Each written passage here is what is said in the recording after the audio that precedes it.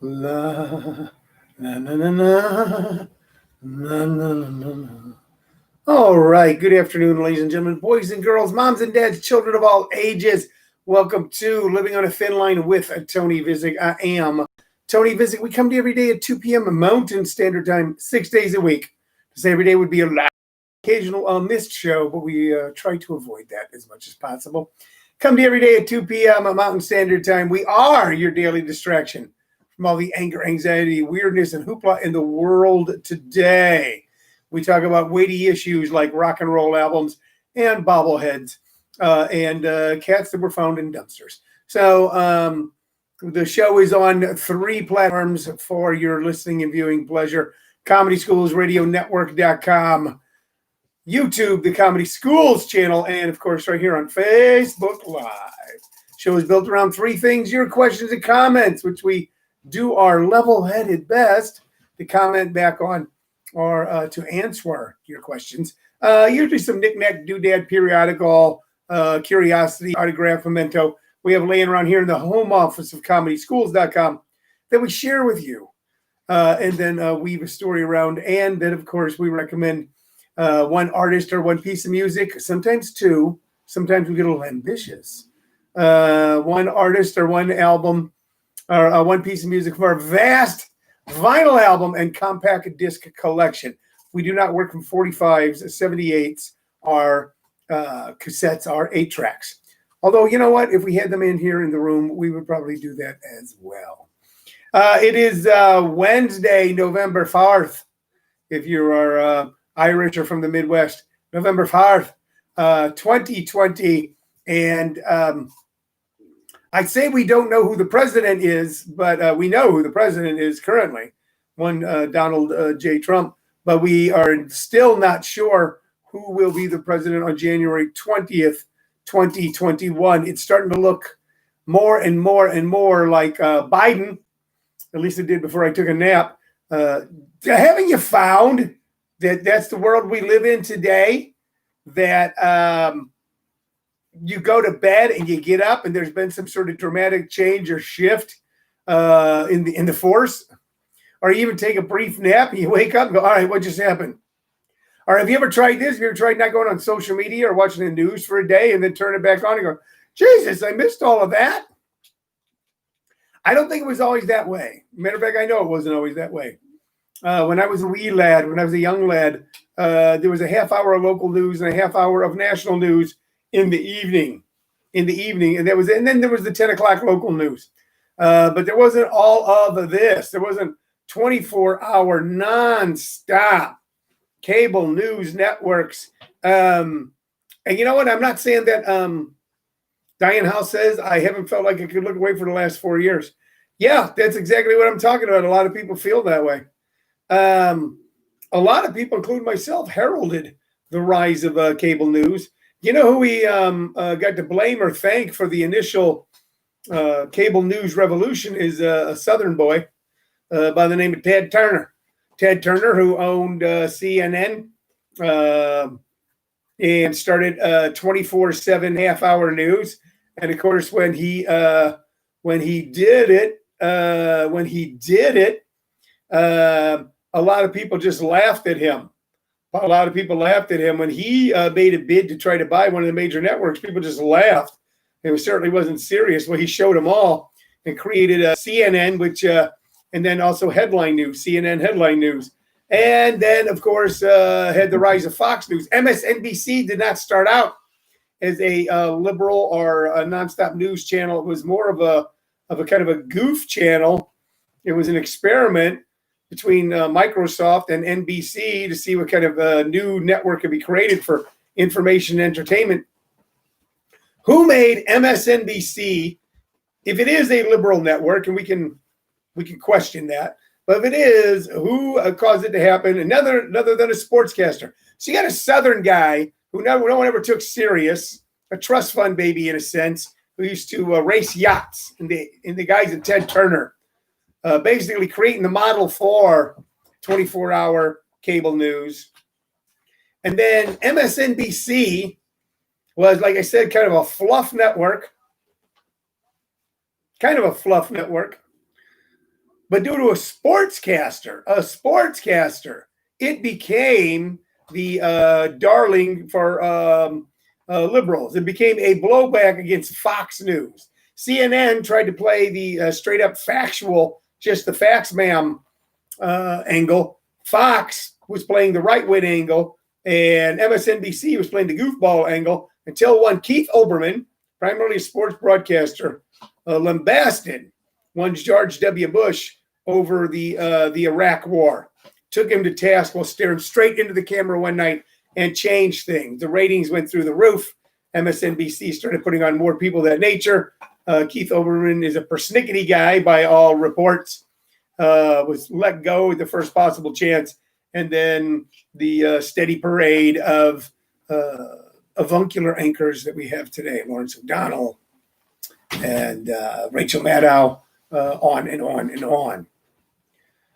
Interesting thing that a lot of people don't know is that when MSNBC was first brought into existence, one of the people who ran it or was the head of it or worked for it was a young man, a portly gentleman by the name of Roger Ailes. Roger Ailes. He went to work at MSNBC to learn everything he could about cable news and then helped launch Fox News. I was talking with a buddy of mine today who is a business partner who I don't know how he actually votes, but he says, I vote my pocketbook. I know how he voted in the last election. I'm not going to, get into all that right now. But he talked about how divided the country was.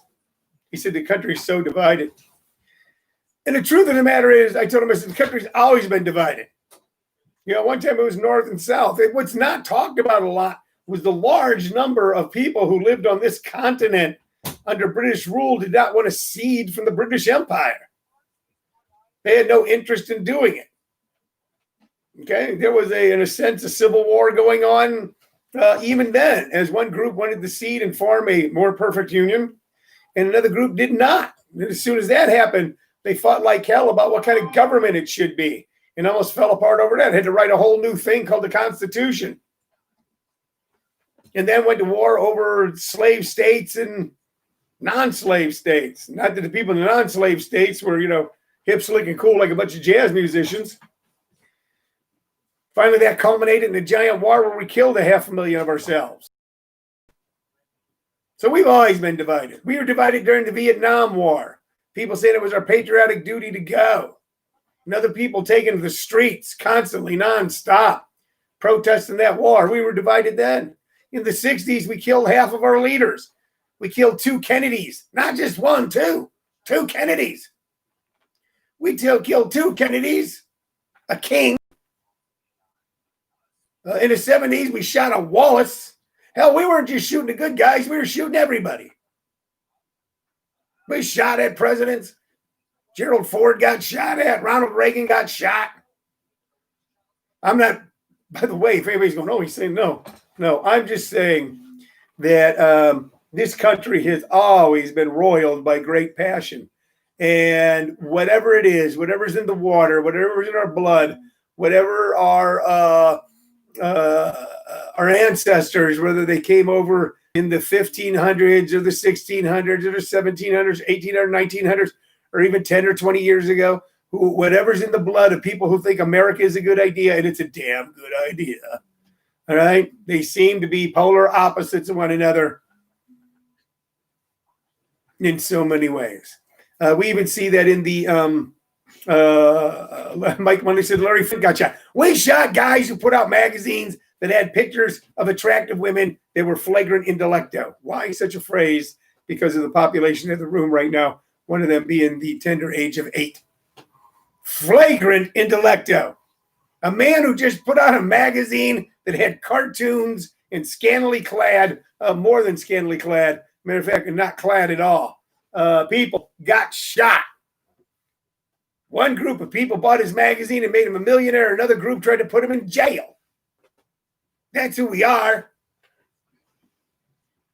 So when I see the results of the election, and I'll be frank with you, I'll be Tony with you, I'll be Frank with you, I'll be Ray, I'll be Jay, I'll be Johnny, but you don't have to call me Johnson.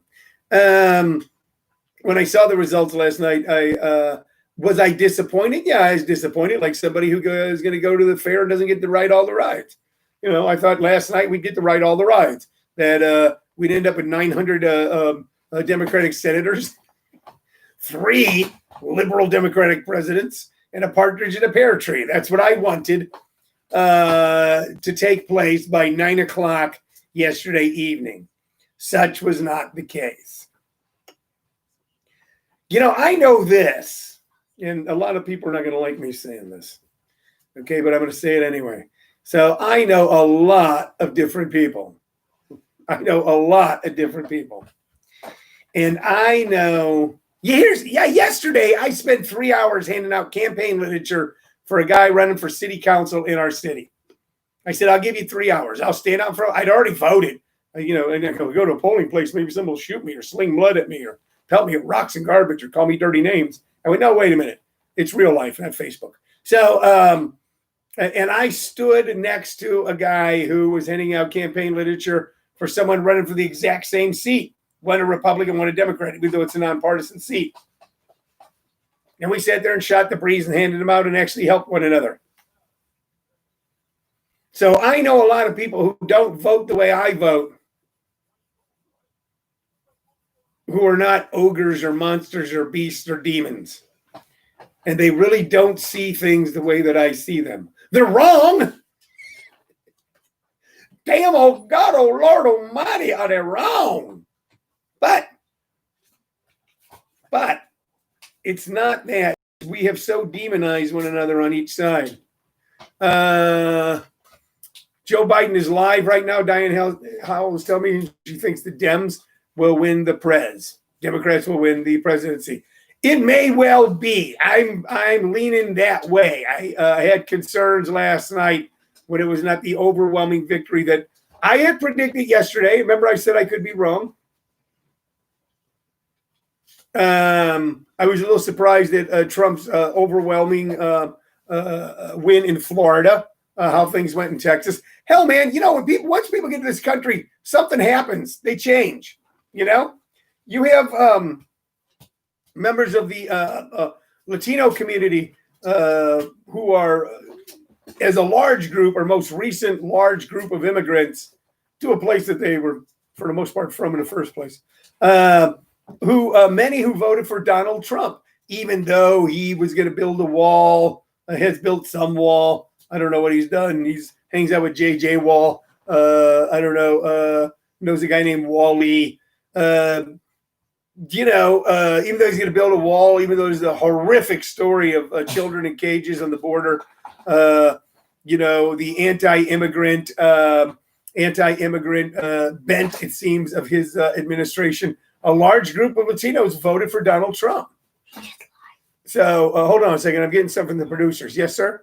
He is live in 2 stations. He's live on 2 stations? Yeah, so my grandson is telling me that I'm on YouTube. So he's on YouTube. My grandson is on YouTube. And I don't know what your grandson does on YouTube, but mine is watching right now and sees that Joe Biden is live on 2 stations. Champ de Blasio says, I was not only disappointed, I was shocked. I thought I would be in bed before midnight, and I haven't been to bed yet. That's the other thing, man. I'm kind of running on fumes right now. I don't know how many of the rest of you are. I taught a workshop last night at JP's Comedy Club. Let me mention JP's Comedy Club to you right now, ladies and gentlemen. Let me just smoothly segue into you know what? It's shameless because there's no shame in my game. Plug for Jim Perry and his wonderful, quickly gaining a great reputation as a comics place that audiences love. JP's Comedy Club, jpscomedyclub.com, 860 East Warner Road, Gilbert, Arizona. This weekend, our headliner is none other than the very funny Mary Upchurch, who you will also be able to see November 21st, if you are a subscriber to the Tempe Center of the Arts here in Phoenix, Arizona. I'll tell you more about that as that comes upon us. I was there teaching a workshop last night. At the beginning of the evening, I get in there and Jim tells me, he goes, Biden's winning. He had it on the television. We turned off the television for the the workshop. I did have my phone by me, and I was able to take a look every once in a while at numbers, and I was surprised.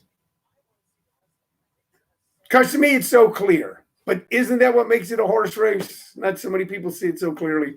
To me, it was clear that this gentleman who currently occupies 1600 Pennsylvania Avenue is a clear and present danger to the fabric, the soul, the makeup of this great country. But a lot of people don't see it that way. And it became apparent how many didn't see it that way as the evening went on. And I did not get to sleep until almost 3 o'clock in the morning. Woke up again around 4 o'clock in the morning. Couldn't fall asleep for a half hour. And then woke up again at 7. And since then, I've had a 20-minute nap. So this kind of stuff keeps you up. It keeps you awake. It keeps you on your toes. Keeps you worried. Keeps you interested. Keeps you fascinated. Okay? There was a lot of people telling us this thing wouldn't be settled on election night. For so many of us my age, we're used to the majority of the times this being settled on election night. 4 years ago, it was settled on election night. We knew early in the evening that Donald J. Trump was going to be the president of the United States. One time I did go to bed, and this is what keeps a lot of us up, isn't it, champ? In 2000, I went to bed thinking I was in North Carolina doing shows. I went to bed thinking that Al Gore was going to be the president. Woke up in the morning hearing that George W. Bush might be the president. Let me say something about election fraud. Let me say something about that. Has there been election fraud in America? You're darn tootin'. There has been. Okay? Darn tootin'. There has been election fraud in America. Some of it just typical American chicanery. Just the exact way. Sorry. Okay. I have an 8-year-old and a cat who are now attacking the. Cheryl, can you straighten out the YouTube thing a little bit? It got knocked over by an 8-year-old and a cat. There we go. I was coming up. By the way, you can't get mad. Pull the screen back a little bit. My head's kind of cut off. There we go. And we want people to see just my entire hat. Thank you. Hold on. I think we're having a Ray break. Come on, bring him in. Show him. Ladies and gentlemen, and now a Ray break. Brought to you by my sometimes co-host, Sullivan Ramirez. Hello, say hello, Sullivan. No, you're supposed to say hello, Sullivan. When I say hello, Sullivan, you go, hello, Sullivan. Hello, Sullivan. There. See, that's very funny. All right, thank you. That was your Ray break. The hell was I talking about? Let me look at some comments. Now I have a cat on my shoulder. About voter fraud. Oh, about voter fraud. Some of just been good old American chicanery. A little wink, wink, nudge, nudge. You do it, we do it. And it didn't really add up to make a big difference. It didn't add up to make a big difference. But we have gotten so good now, especially since the last election, with being able to root it out, that I'm just not seeing it anywhere. There has been this entire stupid, and by the way, if you buy into this local Arizona conspiracy, you're stupid. And some of you are my friends. You're not stupid on everything. You're buying this conspiracy, then you're stupid that if you filled out your ballot with a Sharpie that and it bled through, the vote doesn't get counted. Your vote that has been dispelled. Anybody who's posting that on social media is either stupid, ill-informed, or looking to stir up trouble. I will say this. Okay, we live in Pinal County. Okay, we work, do business in Maricopa County. It's all the greater Phoenix area, greater Phoenix metro area. But we live in Pinal, right next to Maricopa County. I know the Secretary of State for the county of Maricopa, Adrian Fontes. You can't meet a finer man, a better man, a more upstanding man, a man who is dedicated to making sure that every citizen that is eligible to vote in Maricopa County, where the city of Phoenix, Scottsdale, Chandler, etc. are, would have the opportunity to vote and be counted. He made that his mission, especially after the mess the state was under the last Secretary of State, Maricopa County, where there were 5 and 6 hour lines and polling places were reduced and all the other horrible stuff. There really is, in a sense, a fraud upon the voting population. So the Sharpie thing is crap. If anybody's telling it, everybody's saying it, smack it down as soon as you can. Joe Gannon, I'm going to read some of the comments, says, Tony has Hulk hands. Diane Howell says he's growing up, both of them. That's a reference, of course, to Sullivan and Ray. Yes, they are. They're doing fine. Joe Gannon says, Kitty, yes. I'm almost 9. He's almost 9. It's important for you to know. He'll be 9 in December. Okay? I'll give you an appropriate place to send. We're going to start a GoFundMe for Sullivan's grandparents so we can afford to take him to lunch every day. Randy Ioma says it feels like 2000 all over again, but in reverse. Yes. Diane Howell says that Joe Biden has basically claimed victory, said all votes need to be counted, but believes Dems will be victorious. I do too, the way things are going right now. Joe Gannon, when you went to bed in 1960, did you think Nixon was going to win? Well, I got to tell you, Joe, I was with the CIA during the time I was running a covert op down in Central America. Some people, we were making sure that a banana republic stayed a supplier of bananas in those days. I was doing some wet work, someplace in the Belgian Congo. So I got my news a little late. How's that sound for you? Mike Munley says, yeah, we have had our, you know what? We've had our controversies. We certainly have. A lot of you don't know this because you weren't around then, and neither was I. But go ahead and make the jokes. That Rutherford B. Hayes made a bargain with the southern states to remove troops from the South. And even though there were more popular votes for Samuel Tilden, he made that what a lot of people call the evil bargain. And he removed troops, and the South went from a place that was being demanded to enter into the 19th century then, and that all people be able to vote and be treated equally to the horrible then 70, 80 years of segregation and Jim Crow. So things have happened. So when I went to bed in 1960, do you think Nixon was going to win? When I went to bed in 1960, I was thinking about ice cream. So let's see what we got going here. Jerry Vicich is watching. Jerry said that my influence is flipping Arizona as we speak. Well, Jerry, you know what? I'm going to say that. We were the deciding factor. Without us. And by the way, they legalized people just to be able to smoke dope in the streets here in Arizona, too. Okay. I think I voted for that one because I don't want people to go to jail for smoking pot. Although I'm not a big fan of sort of mass legalization of something of that nature, but we did legalize it here. So people can't be now. We won't have our prisons filled up with kids who just wanted to get high. And oftentimes African-American or Latino kids who just want to get high. So we legalized that here. Jerry says that we're projected to go to Biden, Arizona. Yes, we are. Maricopa. Everything changes, man. And people got to accept that. The Arizona I started doing business in 2000 is quite a bit different than the Arizona I live in 2020. It's changed. You want to blame someone? I've seen people in Arizona. It's all these liberals from California moving here. You want to blame someone? You want me to tell you who to blame?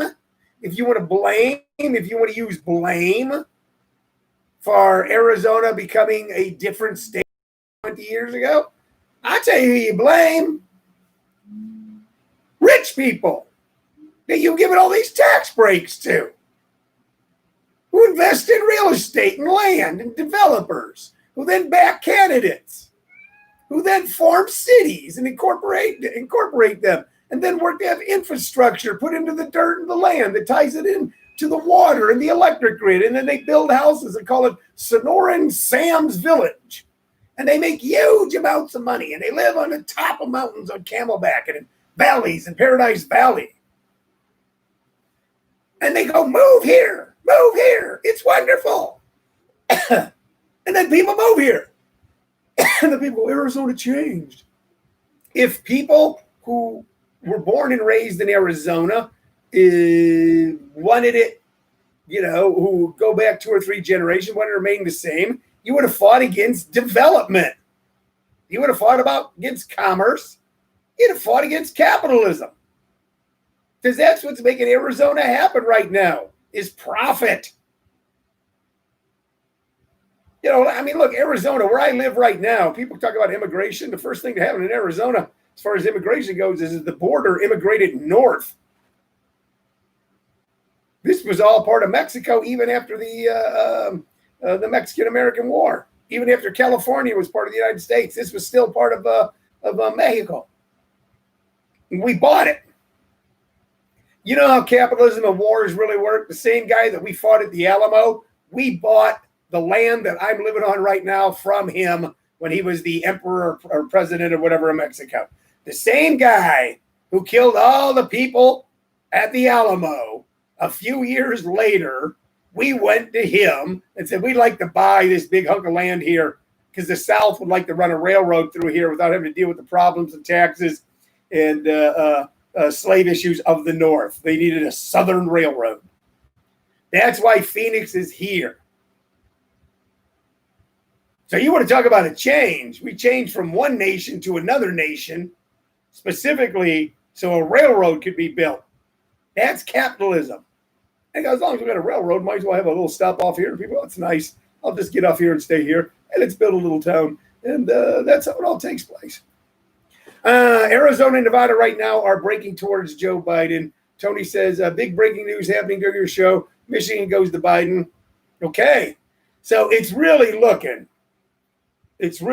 right now. And mostly we're doing this for posterity, this show. We'll be able to look back at a year from now, 2 years from now. That it's looking more and more apparent that Joe Biden will be the president of the United States. We will have a Democratic House of Representatives. We will have a Republican Senate. It's not that we're a divided country. It's that we want to be a divided country. And sometime in that division, both sides are held back from their own worst instincts. All right. Hey, he has 253. So Diane House is right now calling Joe Biden with 253. Of course, you know, the Electoral College has to meet, I believe, in late December is when they actually vote. That's when it'll take place. All of this right now is predictions. Usually these predictions hold. You know, these predictions hold. The longest wait we had in my lifetime was Bush Gore. Al Gore was a big enough man at one point. He could have continued even after the Supreme Court stopped the counting of votes down in Florida. He could have had other avenues to continue to contest, to say, hey, wait a minute, we won with over 600,000 more Americans voted for me than voted for George Bush. But he knew that it would rip the country apart. 3 million more Americans voted for Hillary Clinton than Donald Trump. She didn't form some sort of rallying cry around that. She conceded. Let's hope, as it becomes apparent in the next few days, or maybe even by the end of the day, or tomorrow, by the end of the week, that one, Joe Biden not only has won the majority of the popular vote, but will win the majority electoral college, that we will finally see some grace and dignity from the man whose biggest claim to fame and most successful endeavor was as an actor on NBC when he starred in that fictional sitcom of a show called The Apprentice. All right. You know what? We didn't get to a lot today. We normally do. We didn't get to any music, which means I just got more. We didn't get to any mementos. We got more. You didn't get to see Ray. You didn't get to see Sullivan. We all got to come together on this momentous day and share a little bit. And we're going to share a little bit more tomorrow. All right. We'll be back with more fun in the sun here on Living on a Thin Line. I'm Tony Vicich. Bye-bye. I gotta get going. Is he here with me? No, I'm gonna check in because Sally sent me $20 to buy snacks for